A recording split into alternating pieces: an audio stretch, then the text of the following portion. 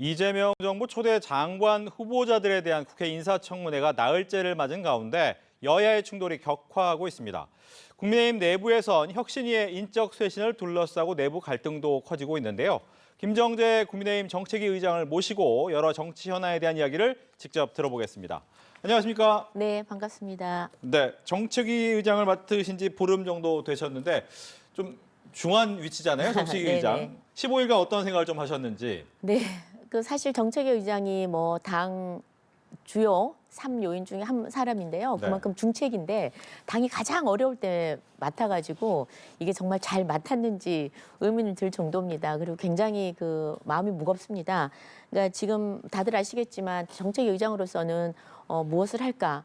제일 먼저 경제 아니겠습니까? 가장 지금 어려운 게 경제인데 최근에 히트플레이션 그래서 이 폭염 속에서도 계속해서 물가는 올라서 국민들께서 수박 한 덩이도 진짜 마음 놓고 못 먹는다 이 정도로 걱정이 심합니다. 그래서 저희가 민생 경제 회복이 최우선이겠다. 여기에 지금 역점을 두고 지금 다른 정치적인 여러 가지 논란들은 많지만 네. 묵묵히 이 정책에 포커스를 맞추고 민생을 챙기는 게 또 정책위 의장 자리여서요. 여기에 주안점을 두고 있습니다. 예. 알겠습니다. 이 경제 주안점을 두면서도 네. 또 여러 가지 현안에 대한 이야기를 안 할 수가 없기 때문에 그럼요. 저희가 네. 질문을 드리면 일단 당 상황은 녹록지 않잖아요. 여러 여론조사 추이를 보면 좀 마음이 답답하실 것 같긴 한데 이렇게 올라가지 못한 이유는 어디에 있습니까? 지지율이, 당 지지율. 저는 한 두 가지로 보고 있는데요. 네. 저희가 지금 여당이 아니라 야당이지 않겠습니까? 그러니까 야당의 국민들이 특히나 지지층에서 바라는 것은 두 가지라고 봅니다. 첫 번째는 야당의 본령, 소위 말하면 정부 여당을 좀 제대로 힘있게 견제를 해야 되는데 굉장히 지금 계엄 탄핵을 거치면서 저희 당이 무기력하게 된 게 사실입니다. 고백하지 않을 수가 없고 굉장히 죄송한 마음이죠. 그래서 이게 하나가 되어서 일치 단결해서 문제가 있으면은 일사불란한 목소리를 내면서 국민들이 어떤 생각을 가지는지 잘 전달해서 견제해주는 그런 역할이 좀 부족해서 저는 실망을 많이 했다고 보고요. 두 번째는 어제도 오늘도 또 내일은 어떻게 될지 모르겠지만 당 안에 조그마한 갈등들, 내분들 이런 것들이 하나로 되지 못하는 이분들의 굉장히 실망을 많이 하는 것 같습니다. 저희가 박근혜 대통령 탄핵 이후에 지지율이 10% 이하로 떨어졌습니다. 그렇죠. 서울에서는 그때 5% 정도 됐었거든요. 정말 이거 죽는 거 아닌가, 살아나지 못하는 거 아닌가 그랬었는데 처음부터 바닥에서 다시 시작하는 마음으로 그때 당을 탈당하신 분도 많았지만 그때 제가 초선이었는데 정말 바닥부터 한다는 마음으로 차근차근 신뢰는 잃는 거는 시간이 굉장히 금방 지지율은 떨어지지만 다시 상승 기류를 타는 데는 오랜 시간이 걸리거든요. 그래서 다시 신뢰를 회복하려고 그러면 먼저 당내가 하나 되는 목소리들 그리고 아까 전에 말한 우리의 야당의 본령 제대로 견제하고 정말 민생을 챙기는 그런 모습이 보일 때 다시 지지율이 상승할 거라고 봅니다. 예. 네. 말씀하신 것처럼 당내에선 이제 혁신위라는 게 있잖아요. 이 네. 혁신위가 어제 윤희숙 혁신위원장이 4명의 이름을 아예 본격적으로 거론을 하고 거기에 대해서 거취를 정하라라고 얘기를 했단 말이죠. 이거는 어떤 얘기입니까? 그러니까 지금 혁신위가 저는 윤희숙 위원장님께서 당에 대한 충정, 다시 보수가 살아나야 된다라는 그런 기본적인 취지 충정은 저는 충분히 옳다고 보고 또 박수를 보냅니다. 근데 이제 1, 2, 3차안을 아주 연속적으로 발표를 하셨어요. 네.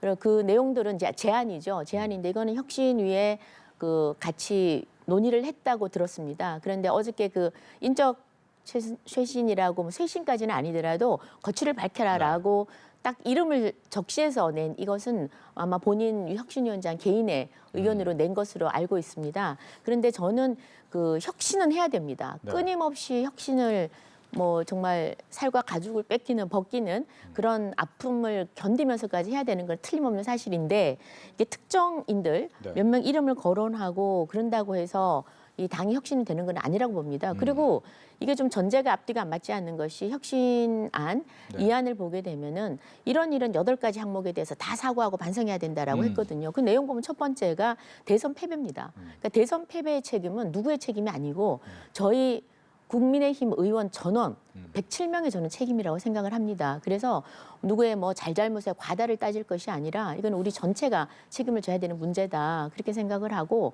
인적 쇄신이라는 것은 어떤 혁신의 목표가 되어서는 안 된다고 생각을 합니다. 네.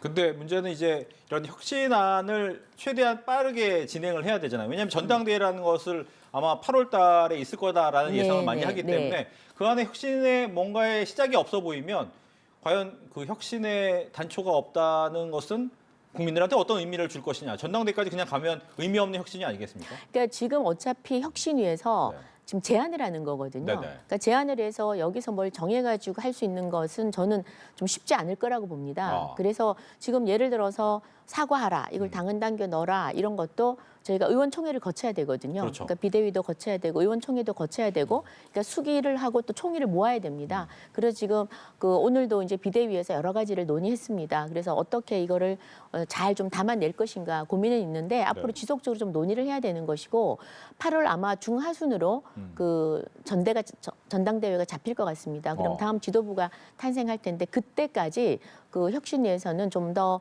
건설적인 안들을 많이 내고 저희 그 의원들 의총이나 또 여러 가지 그 의원들 총의를 모으는 그런 작업들을 좀 해야 될 것 같습니다. 네. 말씀하신 것처럼 이제 선관위에서는 8월 중하순에 이제 개최하겠다 전당대회라고 하는데 혁신위는 최고위 폐지하겠다라고 하면 네. 이 부분이 약간 상충되면서 전당대회도 더 늦어질 수 있는 건 아닌가? 그러니까 지금 폐지하겠다가 아니라 최고위를 폐지하는 것을 제안을 한 제안했다. 겁니다. 예, 제안한 거기 때문에 저는 지금 전대하고는 지금 다른 별개로 전대는 계속 굴러갈 수밖에 없다 그렇게 생각을 하고요.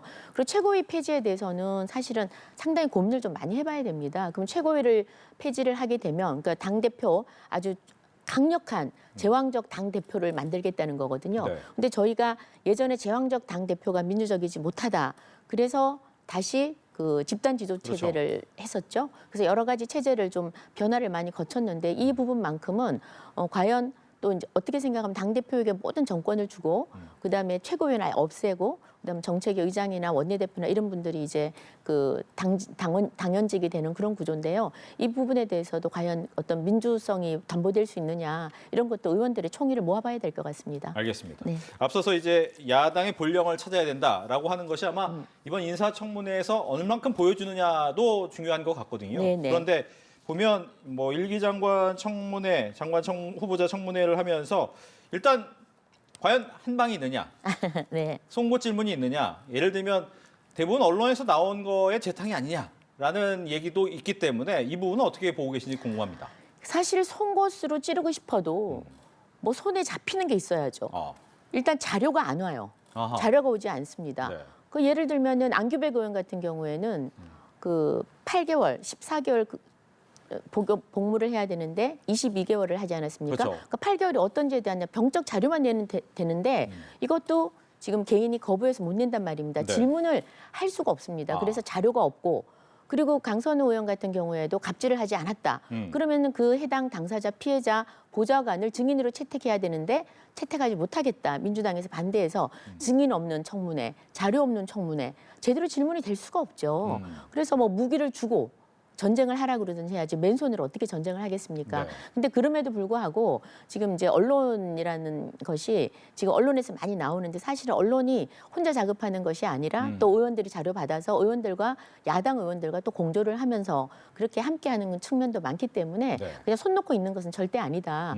어떻게 생각하면 제대로 된 무기도 없는데 정말 그 아무거나 작대기라도 들고 지금 최선을 다하고 있다라는 말씀을 좀 드리겠습니다. 알겠습니다. 네. 그래서 육적 얘기까지 하셨는데 네. 막판에 이제 한 2명으로 줄여지는 겁니까? 강선우 후보자, 이진숙 후보자 이 두 분에 대해서는 절대 안 된다 이런 마음을 갖고 계신 건지. 이 두 분에 대해서는 저희가 안 된다고 해도 네. 사실은 대통령이 임명을 해버리면 속수무책입니다. 그런데 국민들이 인정을 못하는 거죠. 국민들이 안 된다고 그러면 아마 대통령실에서도 예의주시를 할 겁니다. 그런데 강선우 후보자 같은 경우에는 사실은 민주당 보좌진 협의회에서 약 93%가 다들 지금 반대하고 굉장히 붕괴하고 있다고 합니다. 그래서 특히나 지금 2030이라든지 아니면 MZ세대들은 가장 혐오하는 것이 갑질입니다. 직장 내 갑질. 그래서 지금 상식 이하의 지금 갑질을 했습니다. 그래서 이 부분에 대해서는 아마 국민의 여론을 넘어서기가 힘들지 않을까 싶고요.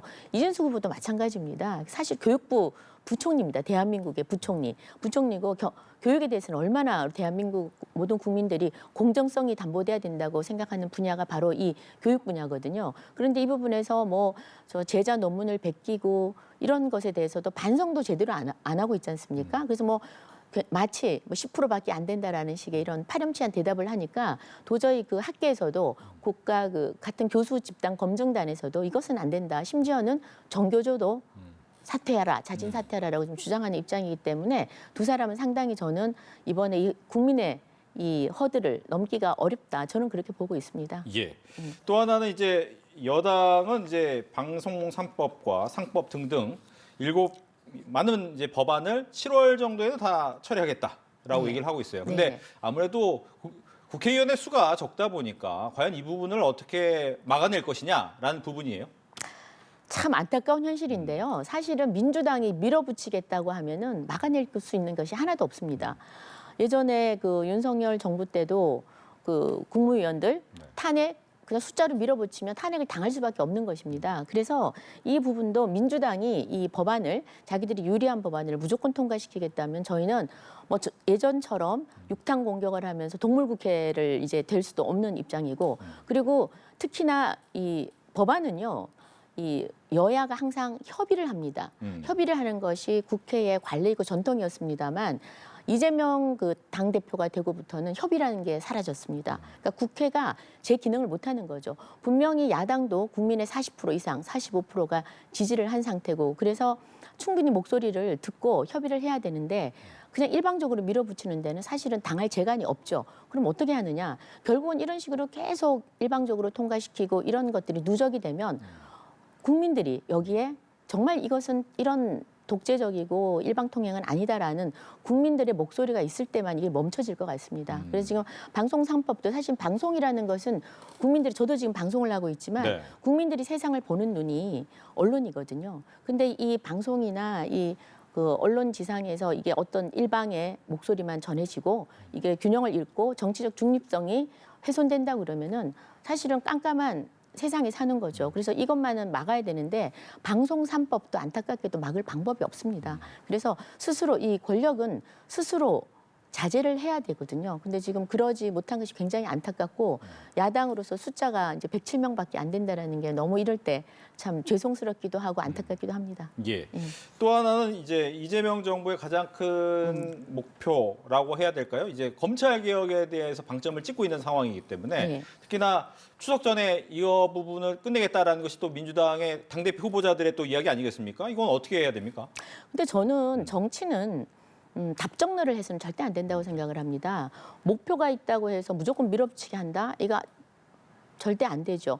그 윤석열 정부한테 저는 귀감 타산지석이 돼야 된다 생각하는데 의료개혁의 큰 대의에 대해서는 반대하는 사람이 없었습니다만 이것을 어떻게 더 많이 듣고 더 논의하고 협의하고 그렇게 올바른 방법을 찾아가느냐 여기에서 우리가 놓친 부분이 있어서 그렇게 저는 철퇴를 맞았다고 생각을 합니다. 그래서 저는 이 부분도 마찬가지인데요. 검찰 개혁을 외치는 거 왜 외치겠습니까? 이재명 대통령 되기 전에 수사하고 기소했다고 지금 검찰을 개혁해야 된다고 그러는데 사실 검찰의 여기도 마찬가지입니다. 본령이라는 것이 불법 수사하고 범죄자들 잡아들이는 거 아니겠습니까? 그런데 이 대상이 지금 이재명 대통령과 그의 측근들이 되다 보니까 이 검찰을 소위 개혁의 대상으로 딱 지목을 하고 뭐 검찰청을 폐지한다 등등 많이 나오고 있는데 저는 진정한 사법 시스템의 그 개혁이라는 것을 국민을 위해서 해야 된다. 그래서 지금 이번에 장관 되시는 분도 이걸 무조건 밀어붙이지는 않겠다라는 뉘앙스를 약간 암시를 하시긴 하셨습니다. 네. 그래서 저는 좀 더 물론 정권 초 힘 있을 때 마구 밀어붙여서 원하는 걸 다 가지는 것도 좋지만 과유불급입니다. 이렇게 뭐 사실 배가 너무 부르면 터지지 않습니까? 국민들도 폭발하게 되어 있습니다. 그래서 이 검찰 개혁만큼은 이 사법 시스템이 제대로 돌아갈 수 있도록 국민의 목소리도 경청하고 그다음에 여야가 함께 좀 논의해서 제대로 된 뭐 정계 특위를 만들었듯이 사개 특위, 사법 개혁 특위 같은 것을 만들어서 제대로 논의를 해야 된다고 생각을 합니다. 알겠습니다. 이렇게 해서 김정재 국민의힘 정책위 의장을 모시고 여러 정치 현안에 대해서 들어봤습니다. 오늘 얘기 잘 들었습니다. 네, 감사합니다.